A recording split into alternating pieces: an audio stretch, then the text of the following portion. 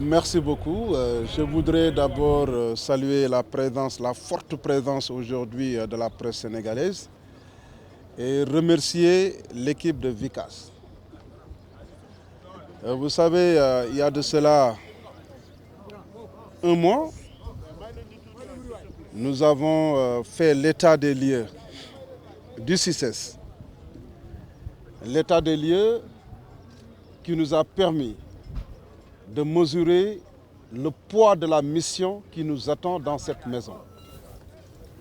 C'est pour cela, j'ai dit, il y a des défis à relever. Des défis à relever pour booster le taux de fréquentation et le taux d'occupation du CICES.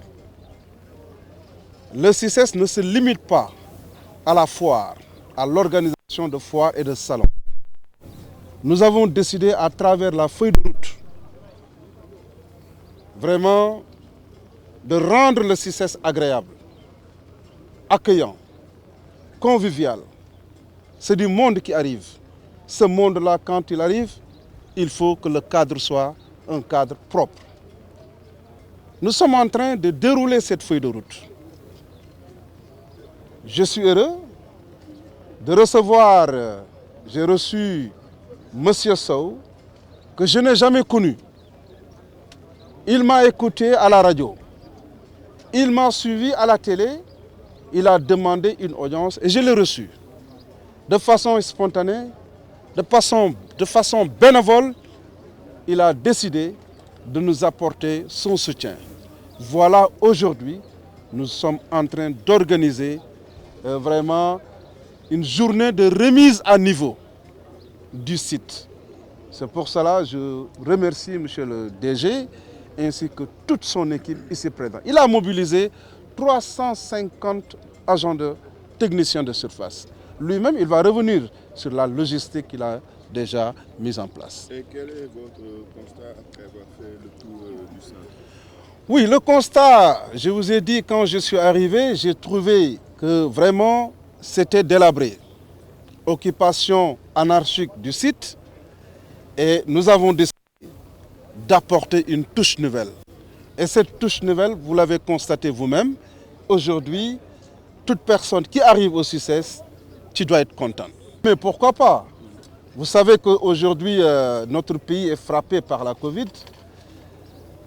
Chaque année, la FIDAC, elle se tient au mois de décembre. Mais nous avons vu la tendance baissière, nous avons reporté l'organisation de la foire pour le mois de mars. Nous allons organiser des foires chaque année pour le secteur informel qu'on va aider à formaliser les activités. Donc c'est pour cela, vous dites, le secteur informel, ce sont des régulateurs sociaux. J'écoute le grand public qui dit que la foire est devenue Sandaga bis. Mais nous allons corriger ce Sandaga bis. Il s'agit de rassurer les populations, rassurer le grand public pour leur dire, venez, ce n'est plus comme avant. Nous allons rompre avec le passé, mais les marchands ambulants, les gens de Sandaga qui viennent, on ne va pas les écarter. Ils font partie de la société. Notre mission, ce sont des opérateurs économiques. Nous allons les accompagner. Ils feront partie, ils vont participer à la foire, mais de façon organisée. Il n'y aura plus de Sandaga bis, il n'y aura plus de folklore.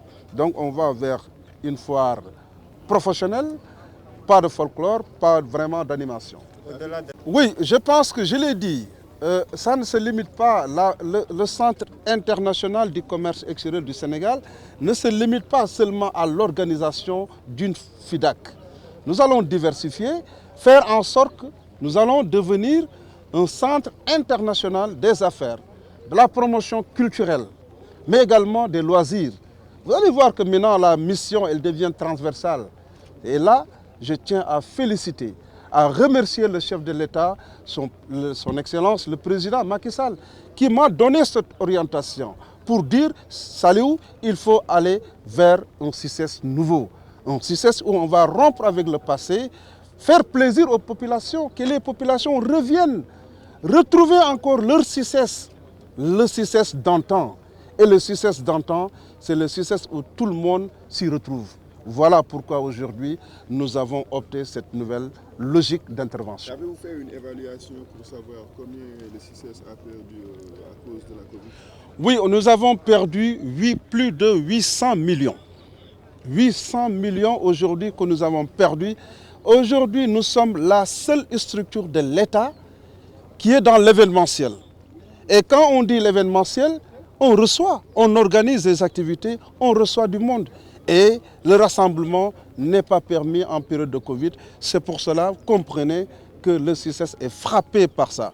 Mais l'autorité a compris, nous allons vivre avec la Covid et nous allons prendre toutes les dispositions sanitaires pour mettre les gens quand même dans de meilleures conditions d'organisation quand même de nos activités.